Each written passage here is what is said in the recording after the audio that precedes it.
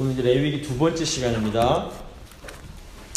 레위기가 출애굽기와 또 민수기에 이렇게 연결돼서 이해하셔야 된다고 말씀을 드렸고, 무엇보다 이 출애굽기 19장에 나오는 하나님께서 시내 산에서 이스라엘 백성과 언약 맺으신 이 내용과 연결을 해서 보아야 한다라고 말씀을 드렸습니다. 오늘 이제 저희가 살펴볼 내용은 원래 이제 레위기 후반부를 한 번에 다 하려다 양이 또 많아서 잘랐습니다. 11장부터 16장까지 할 건데, 보시면 출애굽기 19장 하나님께서 이스라엘 백성을 출애굽하신 다음에 시내산으로 데려가셔서 시내산에서 언약을 맺으시는데, 그 내용이 이렇게 됩니다. 너희가 내 언약을 잘 지키면 세 가지 복을 주겠다고 하십니다. 첫 번째 복은 내 소유를 삼겠다. 두 번째 복은 제사장 나라 삼겠다. 세 번째 복은 거룩한 백성 삼겠다라는 것이었습니다. 그래서 이후에 보시면 내 언약을 잘 지키면, 하나님 언약 지키려면 언약을 뭘로 지키느냐? 하나님 주시는 율법, 말씀을 잘 지키는 것이 언약 잘 지키는 겁니다. 그래서 이어지는 내용에서 출애굽기 19장부터 24장까지 언약 백성인 이스라엘이 지켜야 할 율법을 이제 허락해 주십니다. 십계명을 비롯한 언약서, Book of Covenant라는 언약서를 허락해 주십니다. 그리고 이제 그 다음부터 복의 내용이 나오는데, 내 소유 삼겠다 하셨으니까 내 소유 삼아서 함께 거하실 성막이 이제 출애굽기 25장부터 40장까지 성막 짓는 내용이 나오고, 그 다음 내용이 이제 제사장 나라 삼겠다는 것이었는데, 레위기 1장부터 10장까지가 이제 제사장 나라로서 하나님을 섬기는 이제 제사 규례에 대한 것을 이제 지난주에 저희가 살펴봤습니다. 그래서 크게 이스라엘 5대 제사, 번제, 소제, 화목제, 속죄제, 속건제 기억하시죠? 그 내용들, 제사들 나왔고, 이제 오늘은 11장부터 27장 중에서 앞부분 내용을 이제 저희가 함께 좀 다루겠습니다. 오늘 내용 뭐냐면, 그 레위기 이제 후반부의 내용은 거룩하신 하나님과 함께 살아가는 하나님 백성들의 이렇게 그 성결의 의무, 그 거룩한 삶을 살아야 하는 의무에 대한 거룩한 백성으로 구별되는 거룩의 규례입니다. 어떻게 살아야 거룩한 삶을 살 수 있는가? 거룩한 백성으로 살아갈 수 있는가를 이제 레위기 11장부터 끝장인 27장까지 다루게 됩니다. 그래서 레위기 11장을 보시면 이게 이제 핵심이 45절 보시면, 나는 너희의 하나님이 되려고 너희를 애굽 땅에서 인도해낸 여호와라. 내가 거룩하니 너희도 거룩할지어다. 하나님께서 거룩을 요구하신다는 겁니다. 왜냐하면 하나님이 거룩하시니 하나님 백성이 언약 백성들 이스라엘도 거룩해져라 라고 말씀하시는 겁니다. 19장에서도 똑같은 내용이 나옵니다. 온 이스라엘 회중에게 말하여 이르라, 너희는 거룩하라. 이는 나 여호와 너희 하나님이 거룩함이니라. 그러니까 하나님 백성들은 하나님을 닮아서 거룩해져야 합니다. 거룩의 내용은 좀 나오지만 어떻게 이제 거룩해질 수 있느냐, 그게 이제 나오게 됩니다. 특별히 11장부터 27장까지가 또 두 부분으로 나눠지는데, 16장이 기준입니다. 16장이 어떤 내용이냐면 대속죄일, 욤 기푸르라고 불리는 대속죄일이 나오고, 그 앞부분은 정한 것과 부정한 것을 구별하는 정결규례, 그 16장 이후인 17장부터 27장까지는 그 거룩한 것과 속된 것을 구분한 이제 성결규례가 나옵니다. 그래서 오늘은 정결규례와 16장 대속죄일에 대해서 한번 생각을 해보겠습니다. 그 레위기의 핵심 메시지를 딱 두 단어로 요약하면 정결 그리고 거룩입니다. 정결은 영어로 하면 cleanness, 깨끗함이고, 거룩은 holiness, 거룩함입니다.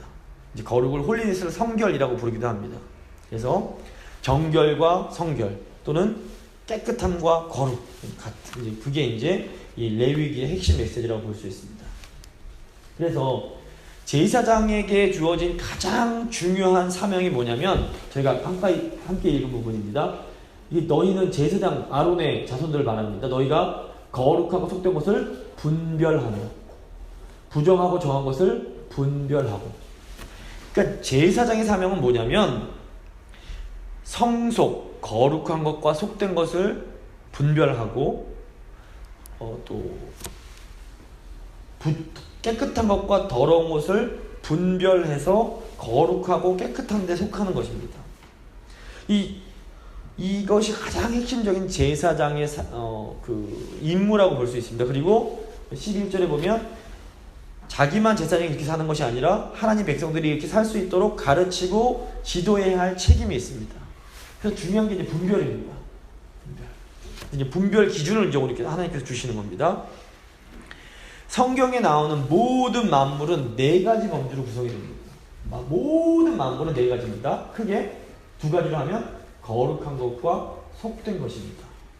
그래서 거룩한 것은 하나님의 영역이고 속된 것은 인간의 영역, 일상의 영역이라고 볼 수 있습니다. 그러니까 하나님께는 뭐 정결하냐, 부정결하냐, 부정하냐, 깨끗하냐, 더럽냐 이거 자체가 적용될 수가 없습니다. 하나님은 너무 거룩한 분이시기 때문에 이건 하나님은 일단 거룩한 분으로 가는 겁니다. 이 속되다, 깨끗하다, 더럽다는 인간에게만 해당되는 말입니다. 그런데 중요한 건 뭐냐면 이 속된 것이라고 다 죄는 아닙니다. 속된 것 중에서 정결한 건 중립입니다. 이건 죄가 아닙니다. 속된 것 중에서 부정한 것만 죄에 해당됩니다. 근데 또 다 죄도 아닙니다. 이거 다 죄도 아닙니다. 그러니까 속된 것 자체가 다 죄는 아닙니다. 이게 되게 중요합니다. 거룩한 것, 속된 것이라고 나눠서 속된 것은 더럽다고 생각하시는데 그렇지 않습니다. 그러니까 인간적인 것, 부정한 것도 이따가 또 말씀드리겠지만 부정하다고 다 죄는 또 아닙니다. 부정하다고 다 죄가 아닙니다. 이거 기억하셔야 됩니다. 부정한 채로 예배드리는 건 죄입니다. 그러니까 더러운 것 자체는 죄가 아닙니다. 근데 이따가 또 말씀드리겠지만 부정에도 단계가 있기 때문에 설명을 좀 해드리겠습니다. 그래서 이 레위기를 잘 좀 이해하시면 이제 성경을 읽을 때 도움이 됩니다.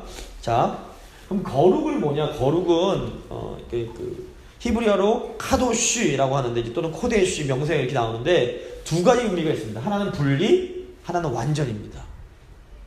분리는 구별, 다름을 의미합니다. 하나님은 인간과 다르십니다. 하나님 백성은 세상과 다릅니다. 이 다르다는 것, 거룩하다 하면 다르다는 겁니다. 일단 분리, 세상과 분명히 다른 상태. 두 번째는 완전입니다. 점도 없고 흠도 없는 순전한 상태가 거룩한 상태라고 볼 수 있습니다. 그래서 이제 이 거룩하신 하나님은 완전하신 존재로 저 너머에 계십니다. 오직 하나님만 홀로 거룩하십니다. 이거를 절대적인 성결이라고 부릅니다. 절대적인 거룩. 인간이 감히 범접할 수 없는. 그러니까 피조물은 누구도 거룩할 수가 없습니다. 이건 하나님의 영역이기 때문에 오직 하나님만 거룩하십니다. 인간은 거룩할 수 없습니다. 그러면 어떻게 인간이 거룩해질 수 있는가? 거룩하신 하나님이 거룩을 주셔야 합니다. 거룩을 덧입혀 주실 때 인간이 거룩해집니다. 그러니까 하나님께서 만드신 피조물은 거룩할 수 없습니다. 다 속된 것이기 때문에 신의 산 자체가 거룩하지 않습니다. 근데 하나님께서 신의 산에 임하실 때 그곳이 거룩한 곳이 됩니다. 가시떨기가 거룩한 곳이 아닙니다. 거룩한 물건이 아닙니다. 근데 하나님께서 가시떨기에 임하실 때 그것이 거룩해집니다. 그러니까 하나님이 오셔서 거룩을 덧입혀 주실 때 피조물이 거룩해집니다. 이 개념이 중요합니다. 오직 하나님만 거룩하시다. 이게 중요합니다. 그래서 핵심은 만물은 거룩한 것과 속된 것이 있다. 속된 것도 죄는 아니다. 속된 것도 정결과 부정, 깨끗한 것과 더러운 것이 있다. 부정한 것도 꼭 죄는 아니다. 이거 머릿속에 꼭 기억해 두셔야 됩니다. 자, 넘어가겠습니다. 그래서 이제 레위기 11장부터 15장은 이 거룩을 다룹니다. 거룩을 다룹니다. 그리고 17장부터 27장은 속된 것들, 일상의 영역을 다룹니다. 이게 다 죄는 아닙니다. 정결과 부정의 상태가 있습니다. 그래서 이제 보시면 일상의 상태에 있는 것들이 성화의 단계를 밟으면 거룩해질 수가 있습니다. 예를 들려 제사장은 속된 겁니까? 거룩한 겁니까? 제사장은. 그러니까 제사장은 인간이기 때문에 원래 속됩니다. 그런데 하나님께로부터 제사장으로 위임되는 순간 하나님 거룩을 덧입혀 주시기 때문에 제사장이 거룩한 존재가 됩니다. 거룩으로 승격됩니다. 또 이제 나시린 같은 경우에 나시린 자체는 인간이기 때문에 속된 존재입니다. 그런데 나시린으로 서원을 하면 하나님께 구별되면 나시린으로 지내는 기간 동안 거룩해집니다. 그런데 이제 다시 나시린 기간이 지나면 제사를 통해서 다시 세상으로 들어가는 속화의 과정을 거쳐서 다시 인간의 단계 내려옵니다. 항상 거룩으로 있을 수 없습니다. 제사장도 항상 거룩한 것이 아닙니다. 이게 굉장히 중요합니다. 그래서 뭐 제사장은 존재 자체가 변해서 원래 거룩한 사람 그런 건 없습니다. 하나님이 거룩을 주실 때에만 거룩한 존재가 될 수 있습니다. 근데 이제 속된 것 차원에서 보시면 속된 것 자체, 이제 정결한 상태는 이제 아무것도 아닌데 이게 이제 어떤 부정한 거, 더러운 거에 닿으면 이 오염이 되기 때문에 부정해집니다. 이게 더러운 상태가 됩니다. 그래서 이 문제를 빨리 해결해서 정결 절제를 밟아서 다시 정결 상태로 돌아와야 됩니다.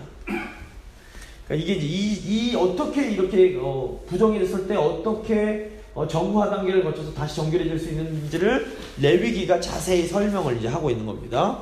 자, 이제 보시면 조금 복잡해요. 근데 내용이 진짜 복잡하지 않습니다. 거룩은 하나님의 영역이고, 그다음에 이제 이 정결 부정은 속된 영역입니다. 속된 영역에서도 정결한 상태가 있고 부정한 상태가 있습니다. 잘 보시면 속된 영역 중에서 정결한 영역은 등급이 0입니다. 이건 죄도 없고 뭐 등급도 없습니다. 뭐 지극히 속된 것, 지극히 뭐 정결한 것 이런 것들은 없습니다. 그냥 이건 0입니다. 그냥 평범한 겁니다. 그런데 거룩과 부정은 단계가 있습니다. 등급이 있습니다. 그래서 지극히 거룩한 단계, 더 거룩한 단계, 거룩한 단계가 있고, 부정도 지극히 부정한 단계, 더 부정한 단계, 부정한 단계가 있습니다. 그래서 양 같은 경우에는 그냥 속된 영역, 정결한 영역에 있으면 그냥 먹을 수 있습니다. 양은 정결한 동물이기 때문에 깨끗합니다. 근데 이제 이 양이 구별돼서 제단 위에 올라가면 거룩해집니다. 등급이 거룩 등급으로 바뀌는 겁니다. 이게 쭉 등급이 있습니다. 그 부정에도 이제 등급이 있는데, 예를 들어 좀 더러워지면 뭐 이제 여러 가지 부정들이 있습니다. 저녁이 이제 어떤 부정은 목욕만 하면 되고, 어떤 부정은 시간만 지나서 저녁만 지나고 다음날 아침에 되면 저절로 정결의 단계로 일상의 단계로, 영의 단계로 돌아오는 아주 가벼운 2차 접촉을 통한 더러운 부정이 있습니다. 근데 이제 이게 7일 이상 되는 그런 내용이 되면 이제 좀 심각해집니다. 그래서 뭐 7일 이상이 되는 부정, 더 부정이나 이렇게 가장 부정이 됐을 때에는 그냥 해결되는 것이 아니라 성전에 올라가서 속죄제를 바침으로써 처리를 해야만 합니다. 이제 더군다나 가장 부정은 더 이상 이건 방법이 없습니다. 그냥 추방입니다. 짐 싸서 진 밖으로 나가야 됩니다. 예를 들어서 악성 피부염 같은 거는 이제 뭐 여기 나병으로 번역이 성경에 되어 있는데, 이거는 전염병 같은 걸 의미합니다. 그래서 이거 뭐 수두나 이런 아주 전염병은 그냥 진 밖으로 추방시켜야 하는 것, 이렇게 돼야 됩니다. 그래서 물건에 어떤 곰팡이, 악성 곰팡이 폈을 때는 아예 그걸 다 때려 부수고 버려야 되는 이런 내용이 나옵니다. 이게 이제 다 레위기 1장부터 15장까지 이게 어떻게 구분이 되는가 설명이 되고 있습니다. 이 책 설명을 좀 더 드리면, 공간 같은 경우에도 이제 가장 기준이 이제 진영, 1번 진영은 정결 상태입니다. 평범합니다. 0입니다. 근데 이제 성막 마당으로 들어가면 조금 거룩해집니다. 그 내성소로 들어가면 더 거룩해지고, 지성소는 가장 거룩한 곳입니다. 이제 부정 같은 경우로 내려가면 2차 접촉이 되면 이제 부정이 되기 때문에 하루면 해결이 되는데, 이제 어떤 일반 번식 같은 경우에 7일, 이건 이제 제사를 드려야 됩니다. 악성 번식은 쫓겨나는 겁니다. 인간 같은 경우는 평민은 이제 보통입니다. 이건 아무것도 아니고, 뜰 밟는 레위 정도는 그냥 보통 거룩. 제사장, 성소 들어가는 제사장은 더 거룩한 존재고, 대제사장은 지성소에 들어가기 때문에 가장 거룩한 존재가 됩니다. 이제 예를 들어서 부정 같은 경우에도 뭐 몽정이나 성관계 하는 경우에는 1일 그냥 해당되는 거고, 출산이나 월경 같은 경우에는 좀 특별하게 피를 쏟는 거기 때문에 7일 부정, 이거 이제 속죄제를 드려야 됩니다. 이런 것들은 좀 더 심각한, 더 그런 관리가 필요한 그런 부정입니다. 동물도 일반 뭐 양 같은 건 정결한 짐승, 화목제로 드리는 건 거룩. 그 이상의 속죄제, 속건제 이런 것들은 완전히 더 거룩한 동물이 됩니다. 부정한 짐승이 있고, 부정한 짐승의 사체, 부정한 화목제 같은 경우는 더 부정이 됩니다. 시간도 등급이 있습니다. 평일에는 그냥 0이고, 절기나 안식일은 거룩한 영역. 속죄일, 1년에 한 번 있는 대속죄일은 가장 거룩한 단계에 속한다고 볼 수 있습니다. 그리고 이제 절기 위반했을 때는 이제 부정한 단계로 들어가게 되는 겁니다. 이게 이제 한번 싹 들으셔도 확 안 오실 텐데 핵심 얘기가 뭐냐면 여러 차례 말씀드렸지만 모든 만물은 거룩과 속됨이 있고 속됨은 정결과 부정으로 나누어지는데 정결 상태는 그냥 죄도 없고 거룩하지도 않은 보통 상태고 하나님께서 구별되어지면 거룩 단계로 올라가는데 거룩의 단계가 있고 또 정결에서 부정한 것과 접촉이 되거나 그렇게 되면 더러워진다는 것. 근데 더러울 때가 항상 죄는 아니라고 이게 되게 중요합니다. 다시 한번 이제 본격적으로 11장부터 15장으로 한번 들어가 보겠습니다. 여기 11장 보시면 생물이 나옵니다. 먹을 수 있는 생물, 먹을 수 없는 생물. 그러니까 정한 생물과 부정한 생물. 이거는 뭐 거룩에 상관이 없습니다. 먹는 거기 때문에 정결과 부정에 대한 내용이 나옵니다. 일단 제가 표를 그려드렸는데 1절에서 8절은 육류입니다. 굽이 갈라지고 새김질하는 짐승은 먹어도 됩니다. 근데 돼지, 호랑이, 나귀, 강아지, 뱀, 도마뱀은 먹으면 안 됩니다. 그래서 구약식으로 하면 강아지 먹으면 안 됩니다.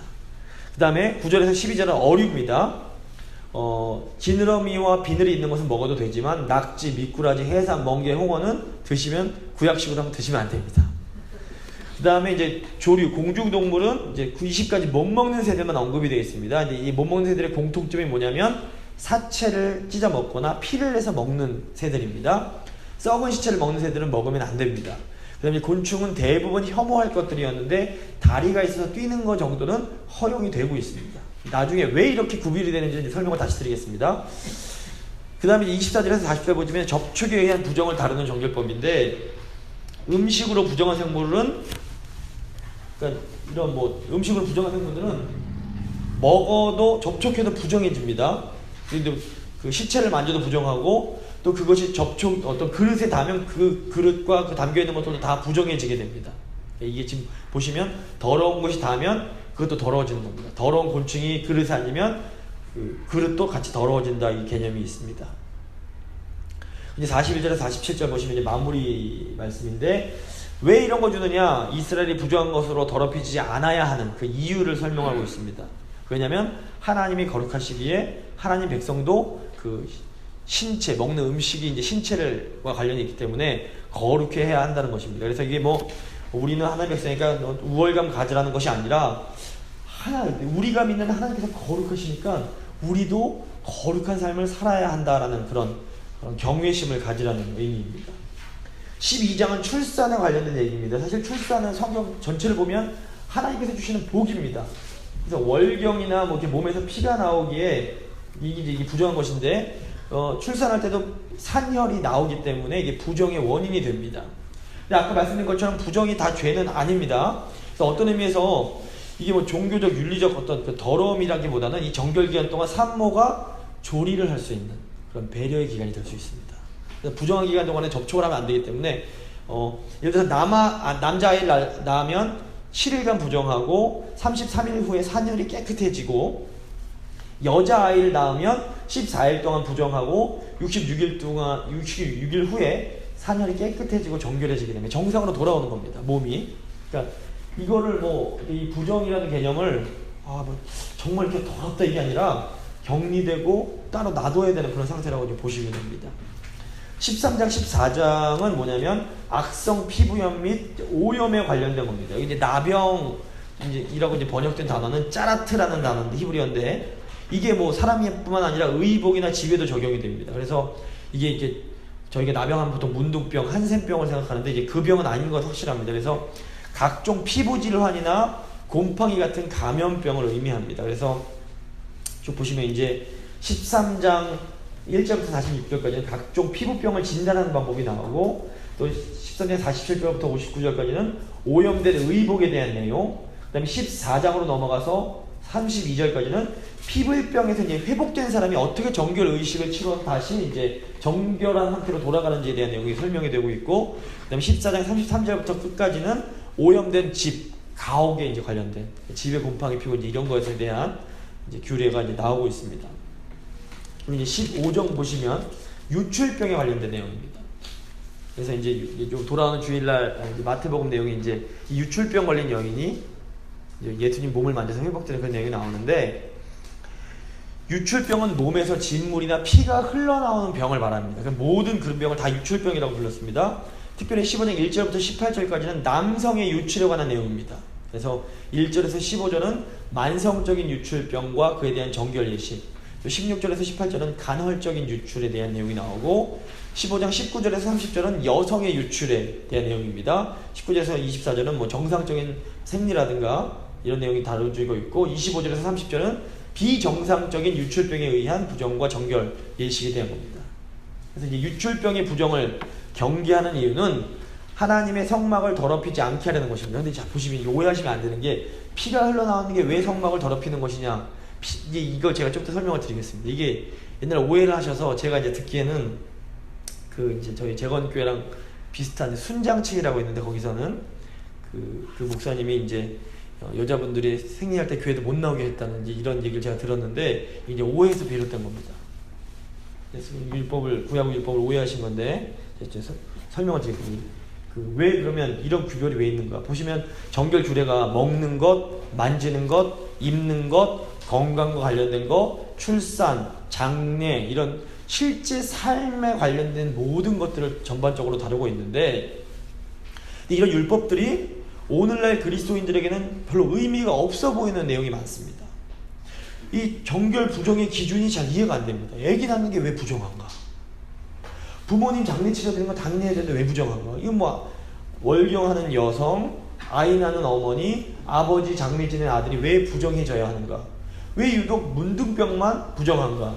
왜 돼지고기는 먹으면 안 되는가? 이건 이제 그 의문점이 생깁니다. 이거에 대해서 학자들이 많은 연구를 했고 지금은 어느 정도 납득할 만한 이제 그런 연구 결과들이 있습니다. 일단 제2적 부정의 특징을 좀 말씀을 드리겠습니다. 지금이 나왔었는데 나눠드린 교재에 참고하시면 그 제2적 부정의 4가지 특징이 있습니다. 첫 번째는 불가피성입니다. 이걸 피할 수 있는 사람이 없습니다.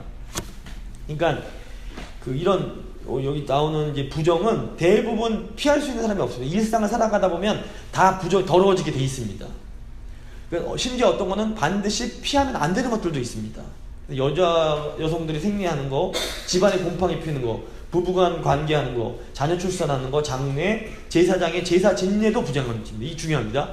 제사장이 제사를 드려도 부정이 됩니다. 왜냐하면 동물의 시체를 만져야 되기 때문에 부정해지게 됩니다. 그러니까 이게 보면 게다가 자녀 출산은 이스라엘 모든 사람들의 어떤 게 의무였습니다. 당연히 부정해질 수밖에 없었습니다. 또 가족과 친척의 장례를 치러야 되는데 이건 장례 치르고 나면 시체를 만지기 때문에 당연히 부정해집니다. 그래서 이런 것들은 도저히 불가피합니다. 그러니까 반드시 피할 수 없는 부정은 피할 수 없다. 이 첫 번째 특성입니다. 두 번째, 그럼에도 불구하고 이 부정이 영구하진 않습니다. 비영구적입니다. 부정한 사람과 닿으면 부정하게 되긴 하지만 이게 잠시 동안만 그렇게 되는 겁니다. 영원하게 부정한 건 아닙니다. 어떤 건 하루만 부정이 지속되고, 예를 들어 이제 죽은 곤충을 만지거나, 뭐 남편과 아내가 부부관계를 하거나, 이게 하루만 부정합니다. 어떤 부정은 일주일 갑니다. 뭐 생리 중인 아내와 부부관계를 한다거나, 또 사람의 시체를 만지면 그건 일주일 동안 부정합니다. 또 출산으로 발생하는 부정은 일주일보다 훨씬 깁니다. 아까 말씀드렸지만 남자아이는 33일, 여자아이는 66일 동안 부정하다고 여겨집니다. 또 어떤 제2적 부정은 아예 기간이 명시되어 있지 않습니다. 예를 들어서 피부병이 악성 피부병이 걸리면 나을 때까지는 부정한 상태라고 이제 여겨집니다. 근데 이제 이게 중요한 건 이런 것들은 다 깨끗하게 하는 정결 의식을 통해서 다시 정결 상태로 돌아올 수 있습니다. 영원하지 않습니다. 그리고 아까 계속해서 강조드렸지만 부정한 것이 다 죄는 결코 아닙니다. 제2적으로 부정하게 됐다고 죄를 지은 것은 아닙니다. 이게 되게 중요합니다. 제사장이 고유 업무를 수행하면 부정해지게 됩니다. 아버지의 장례를 치른 아들은 부정해집니다. 부부관계 중에서 설정을 하면 이것도 부정해집니다. 이게 하지만 다 죄가 아닙니다. 하지만 중요한 건 뭐냐면 이 부정한 상태에서 다시 정결을 해지지 않고 계속 부정한 상태로 남아있거나 부정한 상태로 거룩한 물건을 성물을 먹거나 부정한 상태로 제사 드리면 그건 죄가 됩니다. 그래서 제2적으로 부정할 때 거룩하게 이제 성물을 먹거나 성소 예배에 참가가 금지됩니다. 하나님께서 주신 기업. 하지만 그렇다고 해서 이게 무슨 하나님의 그 백성에서 떨어져 나가는 건 결코 아닙니다. 잠깐 동안 예배 못 드리게 하는 겁니다. 그래서 중요한 게 뭐냐면 부정해지는 게 문제가 아니라 부정은 해질 수밖에 없으니까 부정해진 후에 이걸 빨리 처리해서 다시 정결 상태로 돌아와야 되는 겁니다. 이게 하나님이 우리에게 요구하시는 겁니다. 그래서 제의적으로 부정한 상태에서 제사장이 거룩한 업무를 하고 사람들이 제사에 참석하지 않는 것이 중요합니다. 자, 이게 적용점이 여기에 있습니다. 저희가 일상을 살아가다 보면 일부러 그러는 건 아니지만 이런저런 하나님께서 보시기에 그렇게 옳아 보이지 않는 일들을 하게 됩니다. 뭐 일부러 탐심 욕심내서 하고 이런 거는 하나님께서 이거 해당되지 않습니다. 모르고 연약함 때문에 부지중에 하는 실수들이 해당됩니다. 예를 들어서 뭐 버럭 성질을 낼 수도 있고 또 뭐 이렇게 실수로 뭐 이렇게 뭐 잘못할 수도 있고 이런 일들이 있을 수 있습니다. 그런데 중요한 건 그게 죄가 아니라는 겁니다. 하나님께서 그걸 죄로 카운트하지 않으십니다. 어떻게 하면 되느냐? 다시 씻어내면 됩니다. 하나님 제가 또 부지중에 연약해서 죄를 지었습니다. 예수님 보혈을 의해서 씻어내면 됩니다. 그리고 하나님 앞으로 나아가면 됩니다. 하나님이 받아주십니다. 근데 그렇게 이제 있는 상태에서 아무렇지도 않게 뻔뻔하게 너무 오랫동안 유지하면 그 문제가 됩니다. 그러니까 매일매일 하나님 앞으로 자꾸 나아가서 예수님의 보혈로 씻어내야 됩니다. 그게 굉장히 중요합니다. 그래서 제사장의 주된 업무 중 하나가 뭐냐면 정결과 부정을 구별해서 부정한 상태로 거룩한 일을 하거나 제사 드리지 못하게 막는 거였습니다. 정결하게 되고 예배 드리라는 겁니다. 이게 중요합니다. 그래서 네 번째 이제 그 정결의 특징이 뭐냐면 제의적 부정의 특징은 뭐냐면 이 성소와 관련이 된다는 겁니다. 성소는 예배 드리는 곳인데 이 제의적 반드시 예배 드리는 사람은 정결해야만 했습니다. 거룩한 상태에 나아가려면 부정한 상태로 나가면 안 되고 정결로 회복된 후에 거룩으로 나아가야만 했습니다. 이게 굉장히 중요합니다. 거룩하신 하나님께 나아가야 하기 때문에 자신을 돌아보아 깨끗게 한 후에 예수님 그러니까 하나님 앞으로 나아가서 제사를 드려야만 했습니다. 그래서 이 정결이 그래서 중요한 겁니다. 보통 상태로 돌아와야 됩니다. 근데 여기 기억하셔야 될 건 뭐냐? 그러면 대충 아무 죄나 짓다가 회개하고 나아가면 되겠네? 아닙니다. 그러면 안 됩니다. 여기서 하나님께서 허용하시는 부정에도 단계가 있지 않습니까? 허용하시는 죄들이 있습니다. 이게 예를 들어서 뻔뻔스럽게 우상 숭배를 한다거나 살인을 저지른다거나 성적인 일탈을 하는 경우에는 하나님께서 이것을 가증한 것으로 보시고 이런 죄를 지은 사람은 하나님의 기업으로 주신 땅에서 쫓아내버리십니다. 쫓김당하는 죄가 있는 겁니다.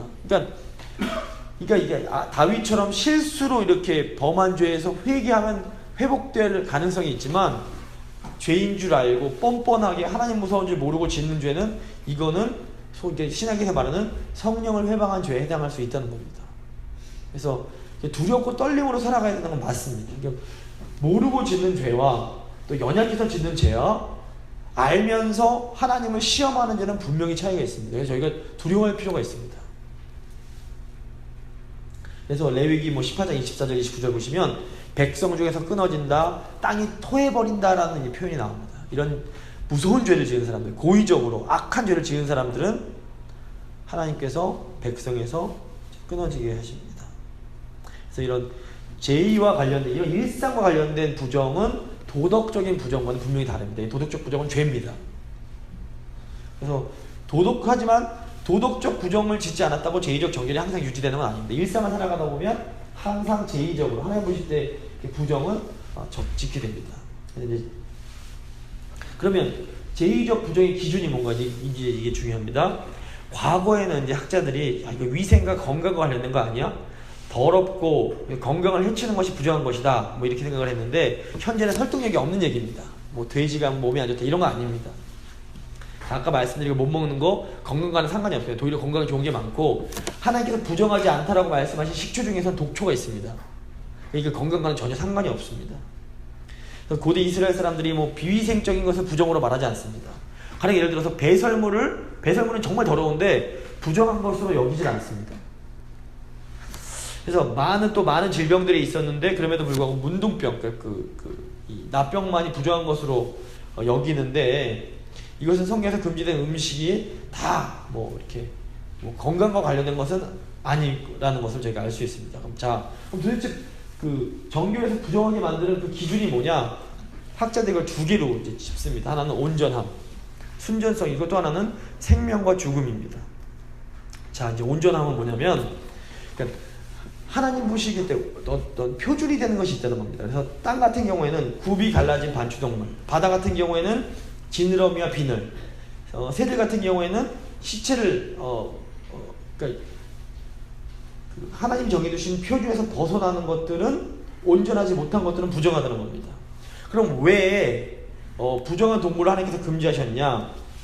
이건 이제 스스로 이런 이스라엘의 독특한 음식법은 하나님 백성으로서의 구별됨을 유지할 수 있도록 하는 일종의 상징이었습니다. 그래서 뭐 보면 이간에 뭐 말씀 붙이고 이런 것도 다 하나님 백성으로서의 그런 구별됨. 요즘에 유대인들 아직도 빵동무작 같은 거 쓰고 다니는데 왜 이걸 쓰고 다니냐면, 나는 하나님의 백성이야, 선민이야, 딱 그 표시하고 다니는 겁니다. 마찬가지로 늘 일상을 살아가면서 음식을 보거나 뭐 먹을 걸 볼 때에도, 아, 이건 하나님께서 먹지 말라고 하셨지, 그런 어떤 기준을 갖는 겁니다. 그래서 근데 이제 중요한 건 뭐냐면, 그러니까 이런 하나님 백성으로서의 어떤 기준을 갖는 것, 이건 굉장히 중요합니다. 그래서 저희가 주의를 하되, 이날만큼 내가 하나님 백성으로 잘 지키겠다, 이런 구별을 갖는 건 굉장히 유익하고 굉장히 아름다운 일입니다. 주일날 돈 안 쓰는 거 굉장히 좋은 전통이라고 볼 수 있습니다. 뭐 이게 율법 이런 거, 율법주의 이런 걸 떠나서 그런 전통을 지킬 수 있는 건 아름다운 일이라고 볼 수 있습니다. 그래서 어떤 나만의, 내가 주일만큼은 뭐 안 해, 이런 걸 스스로 너무 지나치게 해서 다른 사람까지 괴롭히면 문제가 되지만, 하나님 앞에서 어떤 걸 지켜나간다는 건 아름다운 일일 수 있습니다. 근데 중요한 건 뭐냐면, 신약에 오시면 예수님과 베드로에 의해서 이런 정하고 부정한 음식 또는 동물에 대한 구별은 완전히 폐지됩니다. 이제는 사실은 어떤 음식이든지 드셔도 상관이 없습니다. 신약에서 예수님께서 완전히 이것을 폐지하셨기 때문에 그렇습니다. 그래서 율법에 의한 유대인과 이방인의 구분은 완전히 사라져버립니다. 할례마저도 이제 옛날에는 가장 강력한 그 기준이 할례였는데, 할례마저도 이제는 하지 않는 것이 완전히 이런 구분들이 이제 눈에 보이는 기준들은 폐지됐다고 볼 수 있습니다. 하지만 그렇다고 해서 어떤 구별됨을 가지고 살아가는 것을, 그런 그 정신마저도 사라진 것은 절대 아니라는 것을 저희가 또 기억할 필요가 있습니다. 그래서 정결과 부정을 나누는 첫 번째 기준은 온전함이라는 겁니다. 하나님께서 세우신 어떤 기준이 있는데 그 기준에 미치지 못하는 것은 부정한 것입니다. 두 번째 기준이 또 있는데, 이게 또 굉장히 중요한데, 생명과 죽음입니다. 특별히 죽음과 관련된 것들은 다 부정합니다. 식용이 금지된 것들은 대부분 죽음과 관련이 있습니다. 고기를 뜯어 먹는다거나 이런 것들은 다 하나님 보실 때 더러운, 부정한 것들입니다. 특별히 이제 지표면을 배로 접촉하고 다니는 것들, 거기엔 사실 땅에는 죽음의 자네들이 있지 않습니까? 다 닿을 수 있기 때문에, 그렇기 때문에 이제 더러운 것이라고 볼 수 있습니다. 죽음에 속해 있는 것들은 전부 부정합니다. 산모가 부정해지는 것은 피가 나기 때문인데, 이 피가 생명인데, 피가 난다는 건 생명이 빠져 나가는 겁니다. 그렇기 때문에 죽음과 관련이 있습니다. 그래서 생명의 기운인 피가 몸에서 빠져나가는 것은 죽음과 점점 가까워지는 것이기 때문에 이제 부정해지는 겁니다. 그래서 또 악성 피부염은 송장, 그러니까 죽은 사체의 피부를 연상하게 만듭니다. 죽음을 떠올리게 하기에 부정합니다. 또 곰팡이는 무덤을 연상시킵니다. 이런 것들이 다 하나님 보실 때 부정하다라고 이제 볼 수 있는 겁니다. 그럼 자, 왜 속죄제를 드리는가? 저희가 이제 지난 시간에 했었는데, 속죄제를 드리는 이유는 인간의 죄와 이런 부정의 문제를, 더러움의 문제를 해결하기 위해서 저희가 속죄제를 하나님께 드렸습니다. 죄와 부정결은 성소를 더럽혔는데, 바로 그런 이유 때문에 속죄제의 피가 성소를 깨끗하게 청소하는 역할을 했습니다. 그래서 레위기 4장 5장에 보면 죄를 위한 속죄제고, 레위기 11장에서 15장은 부정결을 위한 속죄제가 됩니다. 속죄제는 죄와 부정의 문제를 해결하기 위해서 하나님께 드렸다 할 수 있습니다. 그래서 이제 피를 뿌리거나 피를 바르는데, 이것도 수준이 있습니다. 죄와 부정결을 위해서 거룩한 성막이 이제 오염되는데, 이것을 이제 뭐로 닦아내냐? 피로 닦아내야 되는데, 예를 들어서 이제 가장 바깥에 있는 번제단 같은 경우에는 뭐 개인이 지은 죄, 또 뭐 비고의죄, 일부러 짓지 않은, 모르고 지은 죄, 부정결의 문제, 신급이 낮은 죄는 번제단에 피 바르면 해결이 깨끗해졌습니다. 근데 이제 향단, 성막 안에 있는 향단은 뭐 제사장의 죄라든가 대제사장의 죄 또는 회중 전체의 죄 이런 죄들을 다룰 때는 이제 향단에 이제 피를 뿌렸고 속죄일에 한번 그 지성소에 들어가서 법궤에 피를 뿌리는 건 아주 중범죄 하나님께 반역한 큰 죄를 해결하는데 이렇게 피를 뿌리게 됩니다. 그래서 보시면 거룩이 이제 보시면 지금 하나님의 거룩은 전염이 됩니다. 부정도 전염이 되는데 하나님의 거룩도 전염이 됩니다. 그래서 이 전염이 이제 옮겨진다는 건데 그래서 하나님께서 임재하신 곳은 거룩해집니다. 하나님의 거룩이 전염이 되기 때문에 신의 산이 거룩해지고 그 떨기나무 선것 네가 선 곳이 거룩한 곳이다라고 하시는데 하나님이 임재하셨기 때문에 그곳이 거룩한 곳으로 되어버린 겁니다. 그래서 성경에 하나님은 항상 우리를 찾아오셔서 우리를 거룩하게 해주십니다. 그런데 이제 하나님이 오시면 거룩해지는데 하나님께서 거룩하게 하신 것들이 다른 것에 닿는다고 그게 또 2차적으로 거룩은 만들어지지 않습니다. 예를 들어서 하나님이 하나님께 바쳐져서 거룩하게 된 선물이 있는데 이 선물을 만진다고 해서 거룩해지진 않습니다. 반대로 이 선물이 속된 것과 닿으면 이게 선물이 더러워집니다. 오직 하나님만 거룩을 전염시킬 수 있으시고 하나님께서 하나님으로부터 거룩을 받은 어떤 제사장이 뭘 만진다고 그게 거룩해지는 게 아니라 더러운 걸 만진 제사장이 도리어 더러움을 입게 됩니다. 그래서 구약의 논리로는 거룩이 부정의 침범을 당합니다. 그래서 이제 그 복음서에 나오는 이제 제사장들이 사마리아 인의 비유 때 도난당한 사람, 피 흘린 사람을 만지지 못한 게 제사 드리러 가는데 만지면 더러움이 이 부정함이 옮겨와서 제사를 드리지 못하게 되기 때문에 피해서 갔던 겁니다. 근데 예수께서 그거를 지적하십니다. 그래서 구약적 개념에서는 거룩을 찾아가야 됩니다. 함부로 가면 큰일 납니다. 그래서 제한적인 수동적인 그런 게 있습니다. 그런데 중요한 건 뭐냐면 저희는 신약시대에 살지 않습니까?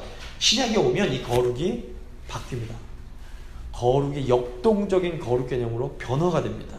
그래서 예수님 통해서 하나님께서 우리에 오셨는데 이제는 찾아오시는 거룩이 됩니다. 그래서 예수님을 보시면 하나님이셨기 때문에 막 부정한 거 만지고 다니십니다. 그런데 부정해지지 않고 어떻게 됩니까? 도리어 부정한 게 거룩하게 변해버립니다. 이게 하나님이시기 때문에 이게 가능한 겁니다. 그래서 무덤에도 막 들어가시고 나사로야 나와라 막 이러시고 죄인들과 한 상에서 막 부딪히고 잡수시고 이게 그러면 보통 인간이라면 그 더러운 게 닿아서 예수님이 더러워져야 되는데 예수님이 하나님이시기 때문에 도리어 예수님과 접촉한 사람들이 다 거룩해지게 되는 겁니다. 굉장히 이제 예수님은 공격적이고 역동적으로 거룩을 전염시키고 다니시는 겁니다. 전염이라는 표현이 그렇지만 전파하고 다니시는 겁니다. 그래서 거룩의 패러다임 자체가 구약에서 신약은 완전히 변하게 됩니다. 이제는 찾아가는 거룩, 감염시키는 거룩이 됩니다. 그래서 구약 시대에는 거룩과 부정이 꾹 부딪히면 거룩이 부정의 오염이 됐습니다. 신약에는 거룩과 부정이 부딪히면 부정이 오히려 거룩으로 바뀌게 되는 겁니다. 그래서 이 바리새인과 대제사장들이 예수님께서 문둥병자 이거 막 보시면 아주 가장 부정에 해당하는 아주 심각한 거 아닙니까? 근데 예수님이 막 만지시는 겁니다. 그러니까 막 이게 그냥 저희는 만지셨구나 하지만 구약 시대 대제사장이나 바리새인들이 보기에는 깜짝 놀랄 일인 겁니다. 막 그런 절대 만지면 안 되는 무슨 화학약품 같은 거 손을 막 집어넣고 막 이러는 겁니다. 그래서 막 쇼크를 받고 막 이렇게 되는 겁니다. 그래서 마태복음이나 뭐 이렇게 복음서에 나오는 혈루병 걸린 여인도 이게 몰래 숨겨서 왜냐면 사람들에게 너무 더러운 존재이기 때문에 몰래 와서 예수님을 살짝 이제 만지게 되는 겁니다. 그래서 근데 이제 중요한 건 저희가 구약이 아니라 감사하게도 신약 시대에 살고 있다는 겁니다. 성령이 저에게 임하셨기 때문에 이제는 막 저희가 그렇게 만지면 내가 부정해지는 거 아니야 이런 걱정할 필요가 없어요. 도리어 담대하게 예수님의 이름으로 만지는 겁니다. 그러면 그게 거룩해지는 겁니다. 이 교회가 예배당 자체가 거룩한 게 아니라 성령이 임한 저희가 여기 엉덩이 붙이고 앉아있기 때문에 이곳이 지금 하나님이 임하시는 거룩한 성전이 되는 겁니다. 저희가 성전인 겁니다. 그래서 이게 굉장히 중요합니다. 그래서 이 거룩에 전파하는 사명이 저에게 주어졌습니다. 예수님께서 찾아오셔서 우리가 거룩에 감염이 되었고 똑같은 거룩의 능력을 성령으로 말미암아 받게 됐습니다. 그래서 예수님이 우리와 성령 안에서 함께 계시기 때문에 세상을 거룩으로 감염시킬 수 있는 능력이 우리 교회와 신자들에게 주어졌습니다. 그래서 우리는 세상을 거룩으로 감염시켜 가야 합니다. 이게 이제 교회의 굉장히 중요한 사명이라고 볼 수 있습니다. 성령의 능력으로 세상을 거룩하게 만들어 가는 것. 이게 레위기가 오늘날 이제 그 복음적인 의미에 해석됐을 때 우리에게 주는 굉장히 중요한 교훈입니다. 자, 그럼 제2적 정결법의 목적 한번 살펴보겠습니다. 자, 그럼 거룩한 삶이라고 하는데, 그럼 뭐 성령 받으니 아무렇게 막 살아도 되냐? 그렇지 않습니다. 레위기 우리에게 주는 아주 중요한 교훈이 있습니다. 그건 뭐냐면 긴장하고 살라는 겁니다. 이 구약시대 사람들은 거룩을 유지하기 위해서 굉장히 긴장해야 됐습니다. 온갖 부정한 게 많았기 때문에 자기 또 마음의 옥기를 항상 여기고 부정해지지 않고 이 정결의 상태를 유지하기 위해서 항상 긴장을 하면서 살았습니다. 이 긴장이 막 스트레스 받거나 이런 긴장이 아니라 굉장히 그러니까 건강하게 만들어주는 그런 긴장이었습니다. 그래서 막 보시면 몸도 가만히 내버려 두면 건강해지는 게 아니라 이렇게 움직이고 해야지 건강해지는 것처럼 영적으로도 어떤 긴장, 텐션이 있을 때 더 역동적이고 건강해질 수 있습니다. 그래서 레위기에 나오는 제2적 정결법이 오늘날 신약 백성들에게 주는 두 가지 거룩의 긴장인데, 하나는 뭐냐면 수평적인 긴장입니다. 구별되라는 겁니다. 구별. 아까 말씀드렸는데 이제는 뭐 음식으로 구별되고 뭐 옷 입는 걸로 구별되고 어떤 걸로 그런 걸로 구별되는 건 아니지만 뭔가 하나님 백성은 세상 사람들과 다른 부분이 있어야 된다는 겁니다.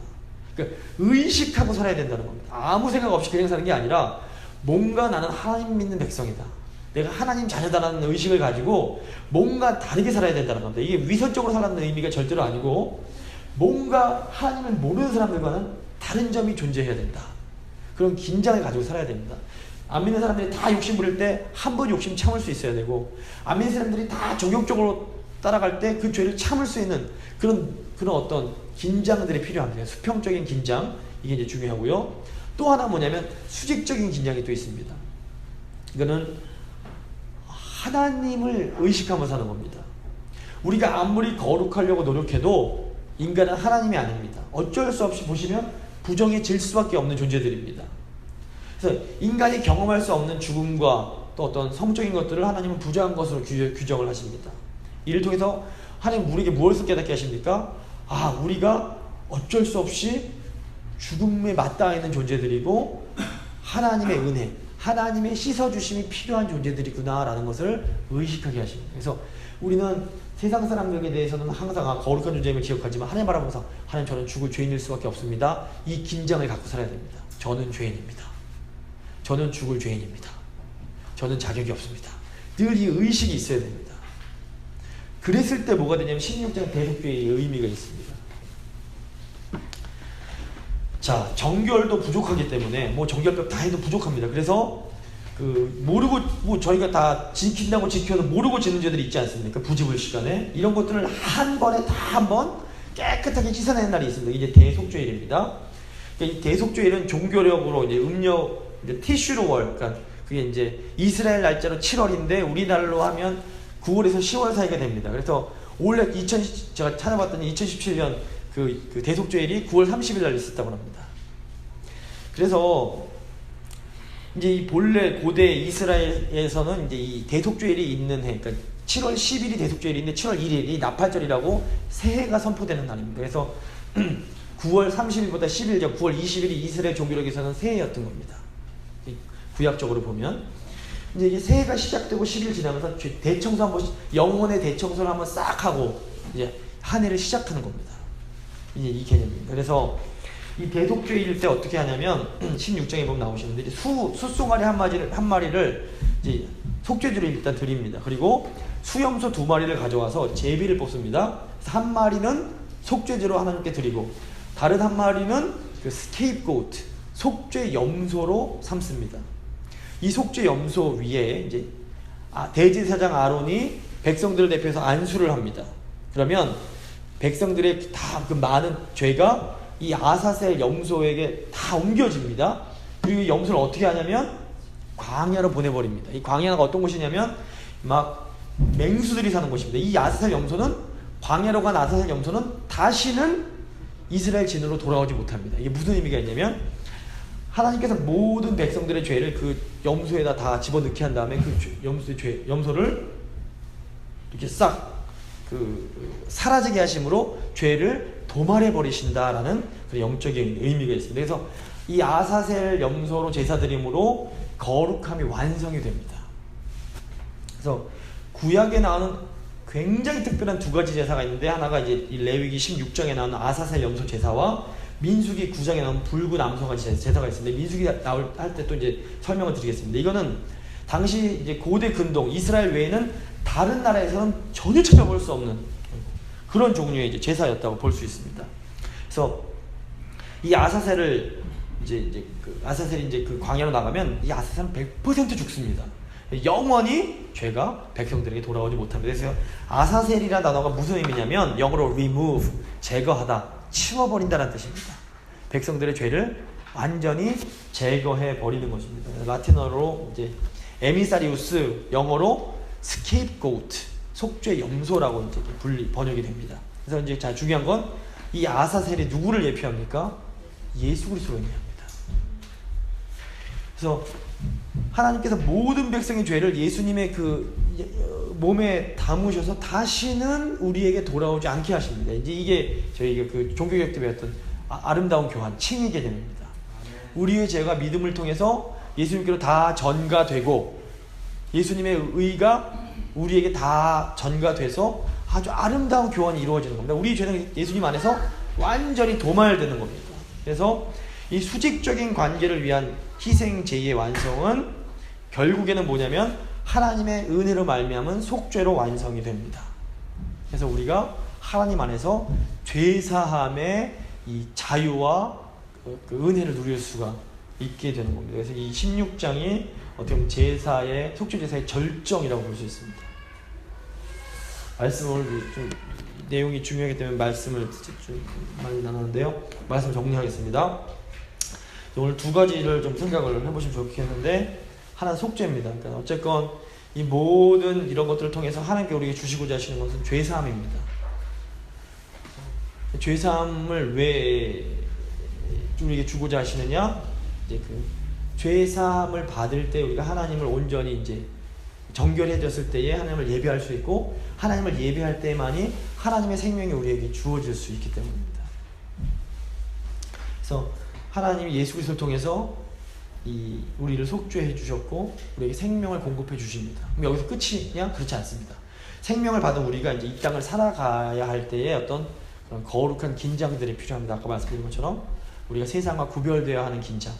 그럼에도 불구하고 하나님 앞에서는 죽을 죄인이라는 분명히 의롭게 해주셨지만, 그럼에도 불구하고 우리가 하나님 앞에서는 죄인일 수밖에 없다는 그런 정말 인간으로서의 그런 겸손함이라든가 이런 긴장들을 우리가 갖고 살아야 된다는 거, 그걸 레위기가 우리에게 잘 보여줍니다. 그래서 다음 시간에 17장에 나오는 나머지 성결 법전에 대해서 살펴볼 텐데요. 오늘 한번 함께 배운 걸 가지고 다시 한번 읽어보시고 이제 다음에 레위기 마지막 장까지 읽어보시면 될 것 같습니다.